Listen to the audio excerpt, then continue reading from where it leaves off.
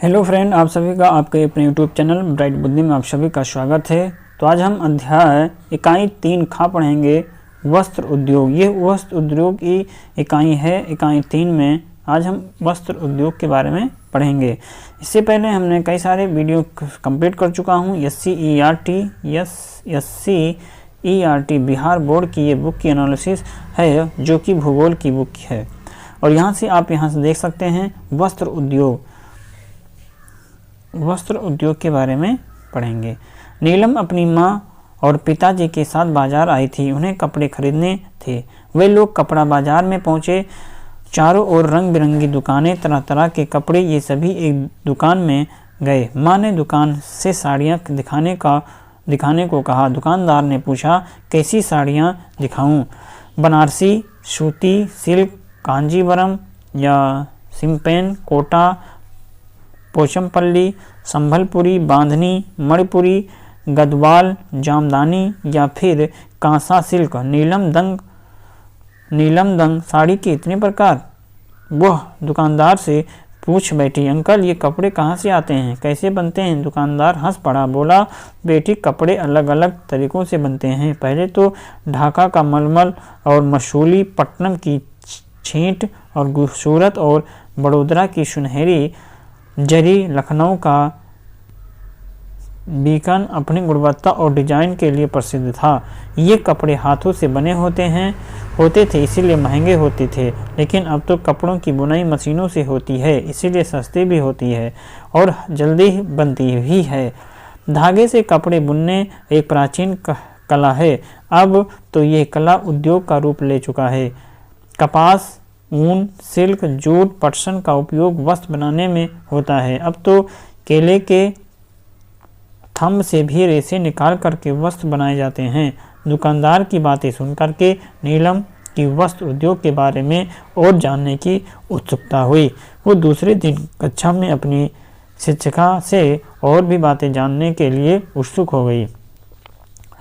अगले दिन उसने अपनी वर्ग शिक्षिका से पूछा, मैडम, वस्त्र उद्योग के बारे में कुछ बताइए। मैडम ने मुस्कुरा कर कहा, कपड़ों की बुनाई को टेक्सटाइल कहते हैं। आज भी 250 वर्ष पहले कपड़ों की बुनाई हाथ से करघे पर की जाती थी, लेकिन बाद में बिजली से करघे को चलाया जाने लगा और उसके बाद तो कई मशीनें आ गईं, जिससे कपड़े बनाना आसान हो गया, लागत भी कम हो गई, फलतः मांग भी बढ़ गई और फिर वस्त्र बनाने का गतिविधि ने उद्योग का रूप ले लिया।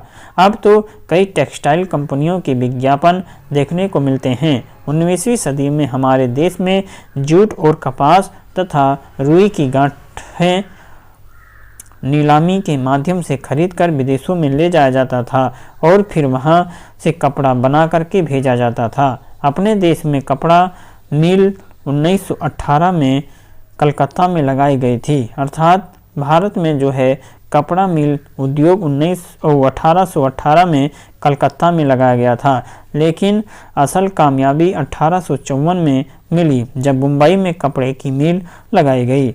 महाराष्ट्र, गुजरात, राजस्थान, बंगाल में अलग अलग किस्म के कपड़ों की मिलें लगी हुई हैं। तो भारत में पहला कपड़ा मिल जो है 1818 में कलकत्ता में लगाया गया, लेकिन कामयाबी कम मिली 1854 में। आधुनिक सूती वस्त्र उद्योग में वस्त्र निर्माण की प्रक्रिया कई स्तरों से गुजरती है। शुरू में मशीनों के द्वारा कपास से बीज निकाले जाते हैं, जिसे गीनिंग कहते हैं। इसके बाद कचरा को इकट्ठा कर गांठ तैयार किया जाता है। गांठों द्वारा कपास के धागे बनाए जाते हैं। फिर इन धागों की सहायता से मशीनों के द्वारा कपड़ा तैयार किया जाता है। नीलम चुपचाप सुनती रही। शिक्षिका ने आगे बताया, वस्त्र उद्योग को हम 2 आधार पर बांटते हैं, एक कच्चे माल के आधार पर और दूसरा तैयार माल के आधार पर। पहला है कच्चे माल के आधार पर और दूसरा तैयार माल के आधार पर वस्त्र उद्योग को बांटते हैं। वस्त्र उद्योग के लिए कच्चा माल कहाँ से आता है? तो नीलम ने पूछा।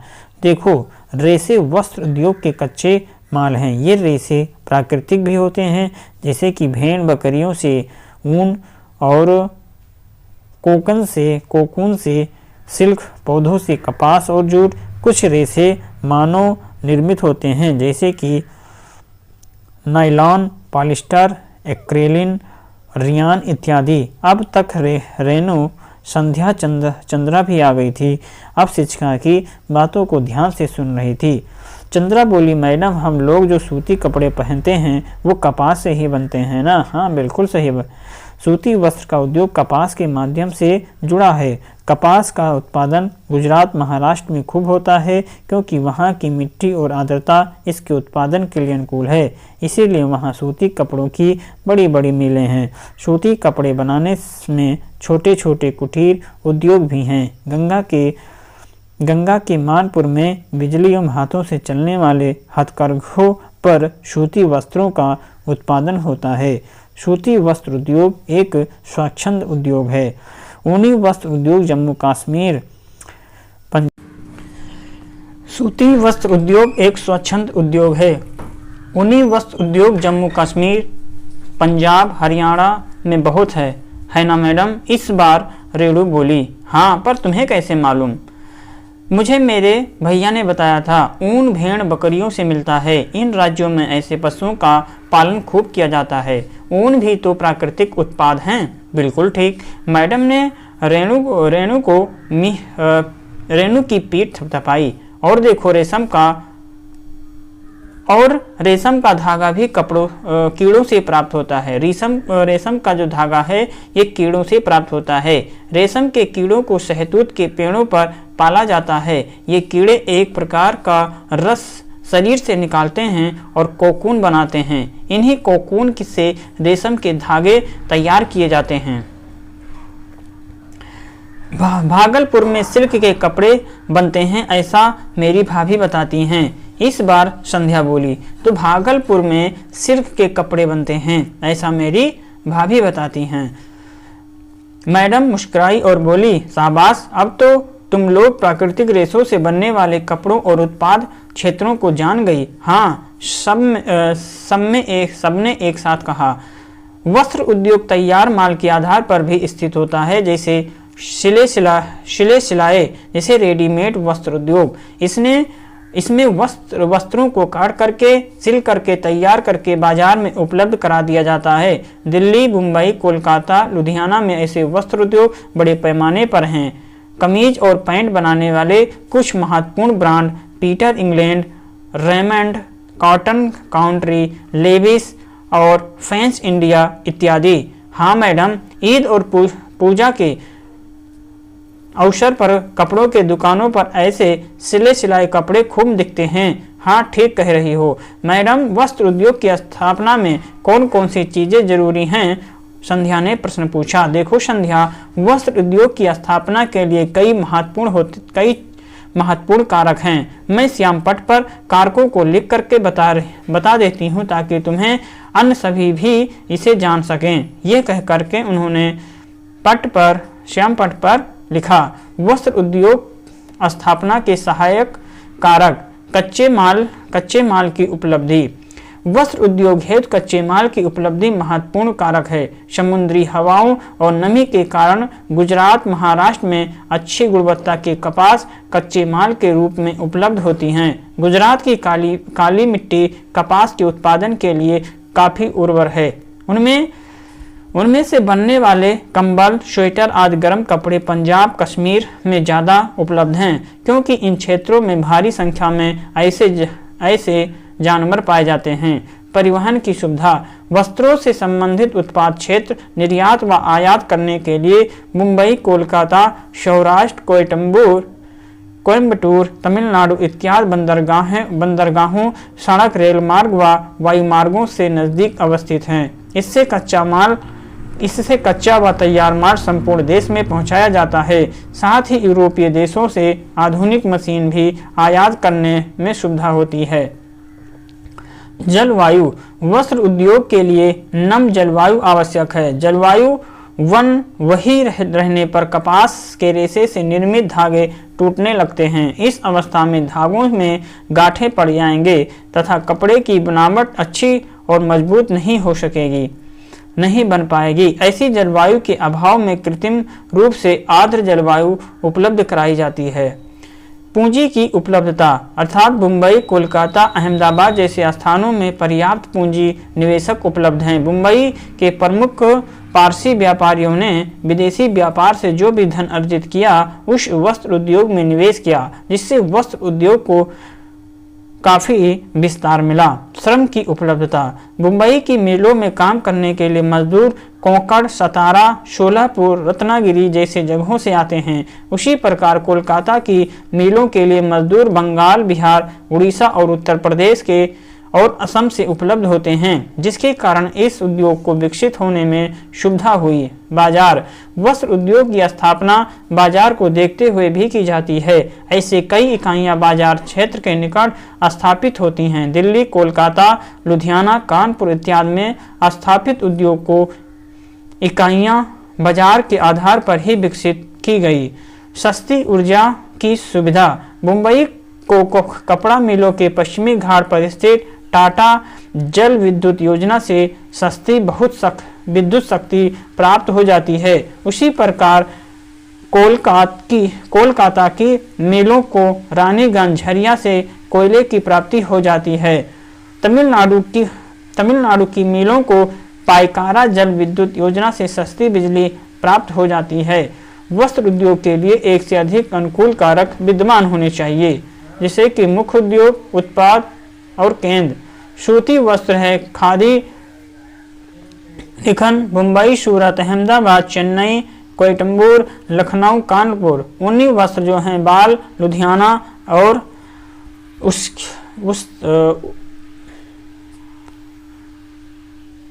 लुधियाना, लेह, कानपुर, कश्मीर में।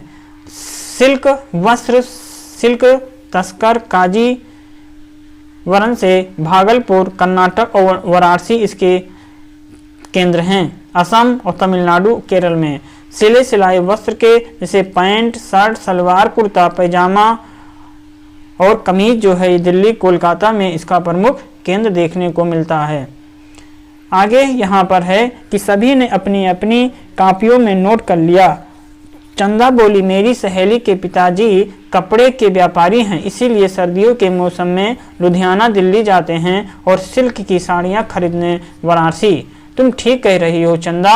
मैडम बोली, देखो वस्त्र उद्योग में काफ़ी लोगों को रोजगार मिलता है। सूती रेशे के विश्व व्यापार में हमारे देश की भागीदारी काफ़ी महत्वपूर्ण है। ये है कुल अंतर्राष्ट्रीय व्यापार का लगभग 1/4 भाग है। भारत में कपड़े का उत्पादन लगातार बढ़ता रहा है। 1950-51 में यह है 1 अरब वर्ग मीटर कपड़ा तैयार किया जाता है और जो 31 अरब वर्ग मीटर हो गया। हमारे पारंपरिक वस्त्र उद्योगों को कृत्रिम धागे कड़ी चुनौती मिल रही है, क्योंकि ये धागे सस्ते तथा टिकाऊ होते हैं। इसका रखरखाव और उपयोग बहुत सुविधाजनक तथा सस्ता है, इसीलिए उनकी मांग बहुत अधिक है। भारत जापान को सूत निर्यात करता है। भारत जापान को सूत निर्यात करता है और भारत में निर्मित वस्त्र उद्योग संयुक्त राज्य अमेरिका, इंग्लैंड, रूस, फ्रांस, पूर्वी यूरोपीय देश, नेपाल, सिंगापुर, श्रीलंका और अफ्रीका के देशों को मुख्यतः निर्यात किए जाते हैं। आप सही कह रही हैं मैडम। कपड़ों की दुकानों से ये ही टेलरिंग की दुकानों का भी व्यवसाय जुड़ा होता है और फिर बटन सिलाई मशीन के कारखाने तो कपड़ों की वजह से ही तो लगे हैं। सब ने सहमति में सिर हिलाया। सभी लड़कियां मैडम की साड़ी देख रही थीं और मैडम बच्चियों के सलवार सूट। घंटी लग गई थी। बातें ही बातों में समय का पता ही नहीं चला। रेशम वस्त्र उद्योग भागलपुर, एक संदर्भ अध्ययन। तो इसका मतलब है कि जो रेशम वस्त्र उद्योग है ये भागलपुर में है। भागलपुर जिला जो है पूर्वी बिहार का एक महत्वपूर्ण व ऐतिहासिक शहर है जो गंगा नदी के किनारे स्थित है। ऐतिहासिक दस्तावेजों से पता चलता है कि ये पूर्वी भारत में रेशमी कपड़ों के व्यापार का सबसे बड़ा केंद्र था। आज भी रेशमी वस्त्र बुनना यहाँ एक परंपरागत व्यवसाय है। यहाँ पर उत्पादित वस्त्र की मांग न केवल स्थानीय एवं राष्ट्रीय बाजारों में है बल्कि विदेशी व्यापार में भी है। यह कर्नाटक के पश्चात भारत का दूसरा सबसे बड़ा रेशम वस्त्र उत्पादक केंद्र है। यहाँ उत्पादित रेशमी वस्त्रों को भागलपुरी सिल्क भी कहा जाता है। भागलपुर में प्रायः तसर सिल्क का उत्पादन होता है जो रेशमी वस्त्र का एक प्रकार है। भागलपुर का बुनकर उद्योग कई दशकों पुराना। एक अध्ययन के अनुसार यहाँ पर 35,000 से अधिक बुनकर, 25,000 से अधिक करघे हैं। यदि हम रेशम के कीट पालन व धागा निर्माण से जुड़े व्यक्तियों को भी जोड़ लें तो इस उद्योग में लगे हुए लोगों की कुल संख्या लाखों में है। भागलपुर में रेशम उत्पादन के लिए निम्न अनुकूल परिस्थितियां पाई जाती हैं। अनुकूल भौगोलिक दशाओं के कारण यहाँ बहुतायत में शहतूत पाया जाता, जिनकी पत्तियों पर रेशम के कीटों को पाला जाता है। सस्ते व कुशल कारीगर की उपलब्धता, जल की उपलब्धता, परिवहन की उपलब्धता। रेशम का उत्पादन रेशम के कीड़ों के द्वारा किया जाता है जो वास्तव में उनके शरीर से निकलने वाला रस है। यह रस उनके शरीर के चारों ओर लिपटता जाता है और यह रस सूख कर उनके शरीर पर धागे की तरह चिपक जाते हैं। इन धागे लिपटे रेशम के कीड़ों को कोकून कहा जाता है, जिन्हें पानी में उबाल कर धागे को अलग कर लिया जाता है। इन अनुकूल परिस्थितियों के बावजूद भागलपुर का रेशम उद्योग खराब दशा से गुजर रहा। इस उद्योग की सक्षम मुख्य चुनौतियां हैं: बुनकर को उत्पाद का उचित मूल्य न मिलना, सार्वजनिक ऋण व्यवस्था के अभाव में स्थानीय साहूकारों से अधिक ब्याज पर धन मिलना, बहुविलोशियों के द्वारा मुनाफेखोरी, सरकारी संरक्षण का अभाव, बुनकरों का दूसरे व्यवसायों की ओर आक्रमण। इन सब कठिनाइयों के बावजूद राज्य सरकार इस उद्योग को पुनः सुदृढ़ करने का भरपूर प्रयास कर रहे हैं। वस्त्र उद्योग का मुख्य केंद्र अहमदाबाद गुजरात राज्य का अग्रणी व मुंबई के बाद देश का दूसरा महत्वपूर्ण वस्त्र उद्योग केंद्र है। यहाँ पर सूती व पॉलिस्टर कपड़ों के साथ साथ बनाए कपड़ों का व्यापार भी तेजी से फल फूल रहा। अहमदाबाद में वस्त्र उद्योग कुटीर, लघु व बड़े पैमाने के उद्योगों के रूप में स्थापित है। यहाँ लगभग 250 बड़े वस्त्र उद्योग इकाइयाँ हैं। इसीलिए इसको भारत का मैनचेस्टर कहा जाता है। अर्थात भारत का मैनचेस्टर किसे कहते हैं तो अहमदाबाद को कहा जाता है। अहमदाबाद में वस्त्र उद्योग के केंद्रित होने के कारण क्या हैं? अहमदाबाद में वस्त्र उद्योग केंद्रित होने के क्या कारण हैं?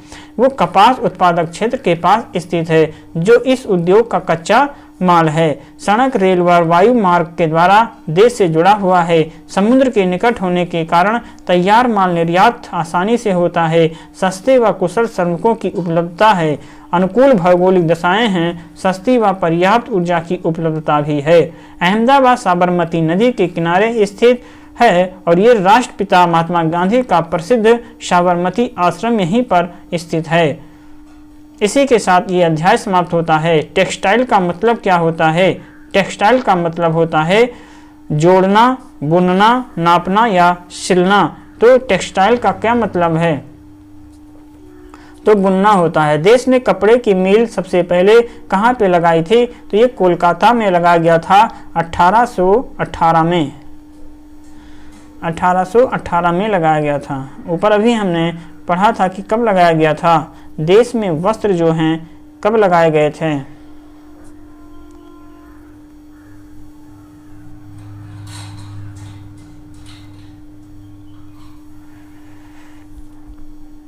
देश में अभी ऊपर मैंने यहाँ पर पढ़ा गया था कि जो देश में है कब लगाया गया था। 1818 में कोलकाता में लगाया गया था, लेकिन जब कामयाबी मिली कब? ये मुंबई में। लेकिन सबसे पहले 1818 में कोलकाता में लगाया गया था।